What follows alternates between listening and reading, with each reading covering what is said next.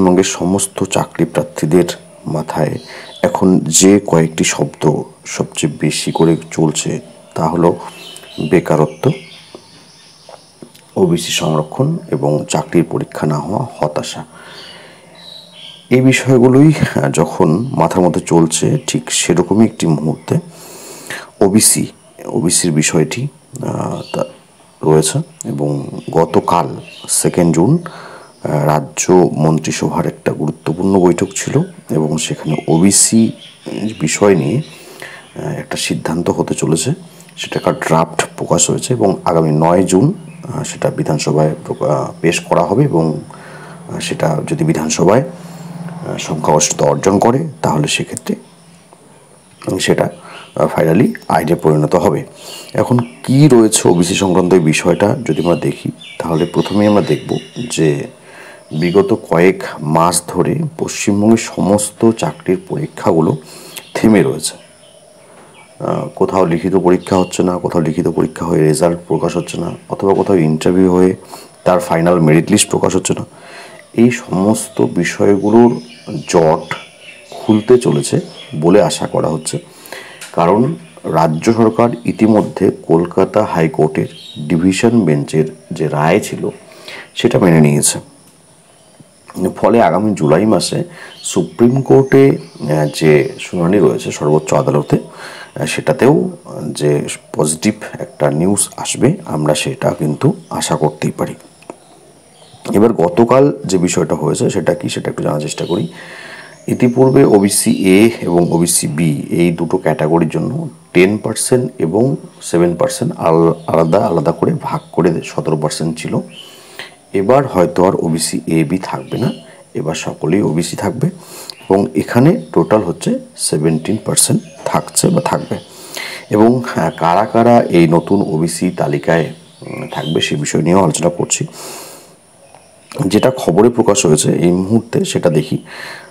Headline রয়েছে, সংশোধিত OBC তালিকার খসড়া অনুমোদন করল রাজ্য মন্ত্রিসভা, 140টি জনগোষ্ঠীকে শংসাপত্র দেওয়ার সিদ্ধান্ত, অর্থাৎ তারা সার্টিফিকেট পাবে। এই যে 2010 সালের পরে সমস্ত সার্টিফিকেট বাতিল বলে যে বিষয়টি ইতিপূর্বে আমরা জানতে পেরেছি, সেখানে কিন্তু একটা পরিবর্তন আমরা দেখতে পারবো। সোমবার মন্ত্রিসভার বৈঠকে অনগ্রসর কল্যাণ দপ্তরের তরফে একটি সংশোধিত অর্থাৎ আপডেটেড তালিকা পেশ করা হলে তাতে সিলমোহর দেন মুখ্যমন্ত্রী। তালিকা অনুযায়ী আইনি জটিলতা দূর করতে আগে থাকা 66টি জাতির সংখ্যা কমিয়ে 64 করা হয়েছে। তো 66টির জায়গায় 64 করা হয়েছে এবং নতুন করে 76টি জাতি সংযোজিত হয়েছে। তো এখানে শুধুমাত্র যে মুসলিম কমিউনিটি থেকে ওবিসিতে সংযোজিত হয়েছে তা নয়, আমরা দেখেছি ইতিপূর্বে যে কায়স্থ বা অন্যান্য আরও বেশ কিছু সম্প্রদায় রয়েছে, তারাও কিন্তু ওবিসিতে নতুন করে জায়গা পাচ্ছে। আচ্ছা, বিস্তারিত নিউজ কি রয়েছে, এবং যখন পুরো লিস্টটা প্রকাশ হবে 9 জুন বা তার পরবর্তীতে, তখন কিন্তু সমস্ত বিষয়টা ক্লিয়ার হয়ে যাবে। আর দীর্ঘদিন ধরে থেমে থাকা এই পরীক্ষা পদ্ধতি বা যা রিক্রুটমেন্ট প্রসেস রয়েছে সেগুলো এবার গতি পাবে বলেই আশা করা যায়। সেজন্য আমি এটা বলবো যে যারা তোমরা কম্পিটিটিভ এক্সামের জন্য প্রস্তুতি নিচ্ছ এবং যারা আগামী দিনে স্কুল সার্ভিস কমিশনের টিচিং বা নন টিচিং পোস্টের জন্য অ্যাপ্লাই করবে, তারা কিন্তু এবার আর কোনো ওবিসি নিয়ে ভাবনার কোনো বিষয় নেই। তারা কিন্তু নিজের মতো করে এবার পড়াশোনাটা শুরু করো। রাজ্যের ওবিসি সংরক্ষণ নীতি নিয়ে হাইকোর্টের রায় মেনে সংশোধিত তালিকা খসড়া অনুমোদন করল মমতা বন্দ্যোপাধ্যায়ের মন্ত্রিসভা সোমবার, অর্থাৎ গতকালের কথা বলা হয়েছে। মন্ত্রিসভার বৈঠকে অনগ্রসর কল্যাণ দপ্তরের তরফে একটি সংশোধিত তালিকা পেশ করা হলে তাতে সিলমোহর দেন মুখ্যমন্ত্রী। তালিকা অনুযায়ী আইনি জটিলতা দূর করতে আগে থেকে থাকা 66টি জাতির সংখ্যা কমিয়ে 64 করা হয়েছে এবং নতুন করে 76টি জাতি সংযোজিত হয়েছে। ফলে রাজ্যে স্বীকৃত ওবিসি জনগোষ্ঠীর মোট সংখ্যা দাঁড়ালো 140। 140টি জনগোষ্ঠী এখন ওবিসির আওতায় থাকবে। এটা রাজ্য সরকারের যে ড্রাফট হয়েছে সেই অনুযায়ী। অবশ্যই এটাতে হাইকোর্ট বা সুপ্রিম কোর্টের যে অনুমোদন সেটারও প্রয়োজন রয়েছে। আচ্ছা, বলা হয় 140টি জাতিকে ওবিসি সংরক্ষণ তালিকায় অন্তর্ভুক্ত করে রাজ্য মন্ত্রিসভার সিদ্ধান্ত নেওয়া হয়েছে। ওবিসি তালিকাভুক্ত সম্প্রদায়ের মানুষের পক্ষ থেকে মাননীয় মুখ্যমন্ত্রী বন্দ্যোপাধ্যায়ের এই সিদ্ধান্ত ঐতিহাসিক। যাই হোক, এটা আলাদা একটা বিষয়। সামনে 2026 সালে ভোট রয়েছে, এটাও আমাদের মাথায় রাখতে হবে। এবং তার আগে এই যে স্কুলে নিয়োগ, স্কুলের টিচার নিয়োগ, ক্লার্ক নিয়োগ বা অন্যান্য পরীক্ষাগুলো, সেগুলো একটা গতি পাবে বলেই আশা করা যায়। আমরা এর আগেও ওটা লক্ষ্য করেছি যে ভোটের আগে আগে চাকরির পরীক্ষার কিন্তু একটা গতি থাকে।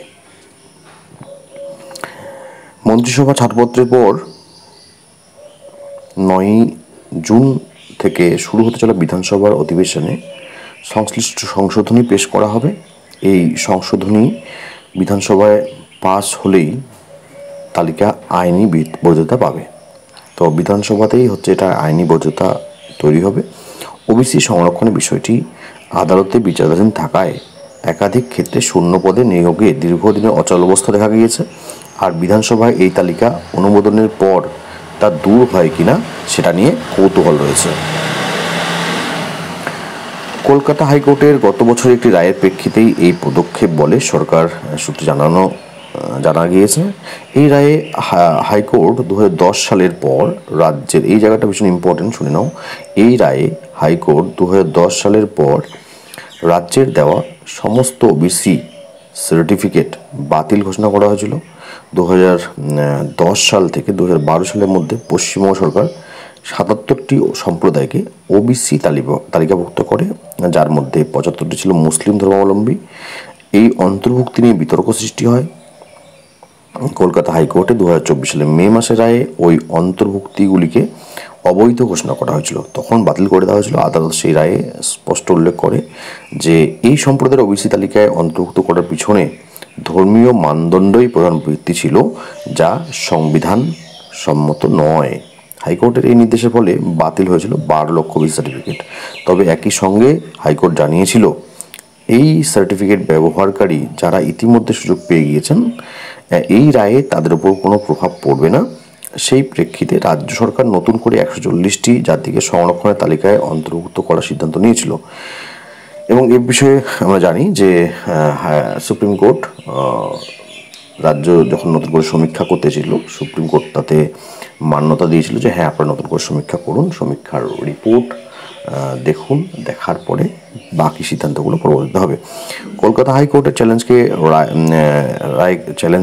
রায়কে চ্যালেঞ্জ জানিয়ে সুপ্রিম কোর্টে আবেদন জানানো হয়েছিল রাজ্যের তরফে। শীর্ষ আদালত রাজ্য সরকার জানিয়েছিল নতুন সার্ভে শেষ করতে 3 মাস সময় লাগবে। ওই আবেদনের পরবর্তী শুনানি নির্ধারিত রয়েছে জুলাইয়ে। এদিকে হাইকোর্টেও সমীক্ষা পদ্ধতি ঘিরে 19 জুন ফের শুনানি হবে। এই সিদ্ধান্তের মাধ্যমে রাজ্য সরকার সামাজিক অর্থনৈতিকভাবে পিছিয়ে থাকা সম্প্রদায়গুলিকে সংরক্ষণের সুবিধা দিতে চায় বলে সরকারের একটি সূত্রের দাবি। তবে এই নতুন তালিকা নিয়ে রাজনৈতিক বিতর্ক সৃষ্টি হয়েছে ইতিমধ্যেই। এক্ষেত্রেও ধর্মভিত্তিক ভোট ব্যাংক তৈরি করার চেষ্টা করা হয়েছে বলে বিরোধীদের অংশের অভিযোগ। আচ্ছা, গত 6 মে রাজ্য সরকার নতুন করে ওবিসি সমীক্ষার বিরুদ্ধে দায়ের হওয়া মামলার শুনানি পর্বে হাইকোর্টও কিছু প্রশ্ন তুলেছিল। বিচারপতি তপব্রত চক্রবর্তী এবং বিচারপতি রাজাশেখর মান্থার ডিভিশন বেঞ্চের প্রশ্ন, কোর্টের নির্দেশে বাতিল হওয়া 117টি জনগোষ্ঠীকে কেন আবার সমীক্ষার গুরুত্ব দেওয়া হলো? নিজেদের ওবিসি বলে দাবি করবেন এমন সম্প্রদায়কে কেন সুযোগ দেওয়া হলো না? নিজেদের ওবিসি বলে দাবি করবেন এমন সম্প্রদায়কে কেন সুযোগ দেওয়া হলো না? কেন ওই সমীক্ষা নিয়ে কেউ জানতে পারলেন না? কেন সমীক্ষার বিজ্ঞাপন রাজ্য সরকার দিল না? হাইকোর্ট তার পর্যবেক্ষণ বলে কোনো সম্প্রদায় ওবিসি হিসেবে যোগ্য, অথচ তারা এই সমীক্ষার কথা জানতেই পারল না। তারা তো নিজেদের অধিকার থেকে বঞ্চিত হবেন, কেন সকলকে জানানো হবে না সমীক্ষার বিষয়ে? তো এর পরবর্তীতে রাজ্য সরকার থেকে বিজ্ঞপ্তি প্রকাশ করা হয়েছিল যে যারা ওবিসির তালিকাভুক্ত হতে চান তারা যেন আবেদন করেন, এবং সেই হিসেবে আবেদন করা হয়েছিল এবং সার্ভে চলেছিল। গত 6 মে হাইকোর্ট নির্দেশ দিয়েছিল সমীক্ষা বিষয়ে গ্রাম পঞ্চায়েতের স্তর থেকে বিজ্ঞাপন দিতে হবে, সকলে যেন ওই বিজ্ঞাপন সম্পর্কে জানতে পারে তা নিশ্চিত করতে হবে। আদালত জানায় নির্দিষ্ট কোনো জাতি বা সম্প্রদায় নয়, রাজ্যের সকলকে এই সমীক্ষার অংশ নেওয়ার সুযোগ করে দিতে হবে। রাজ্য এবং স্থানীয় সংবাদপত্রে বিজ্ঞাপন দিতে হবে রাজ্যকে। বিজ্ঞাপন দেখার পর নতুন যারা ওবিসির আবেদন করবেন তাদের সহযোগিতা করতে হবে বিডিও এবং তার অধীনে থাকা অফিসারদের। তবে বিচারপতি চক্রবর্তী এবং বিচারপতি মান্থার বেঞ্চ জানিয়েছিল রাজ্যের করা সমীক্ষা এখনই হস্তক্ষেপ করা হবে না, তারা সমীক্ষা চালিয়ে নিতে পারেন। আদালতের ওই নির্দেশ কার্যকর হয়েছে এই মর্মে আগামী 19 জুনের মধ্যে আদালতে হলফনামা দিতে হবে রাজ্য এবং ওবিসি কমিশনকে। তার আগেই সংশোধিত ওবিসি তালিকা অনুমোদন দিল রাজ্য সরকার।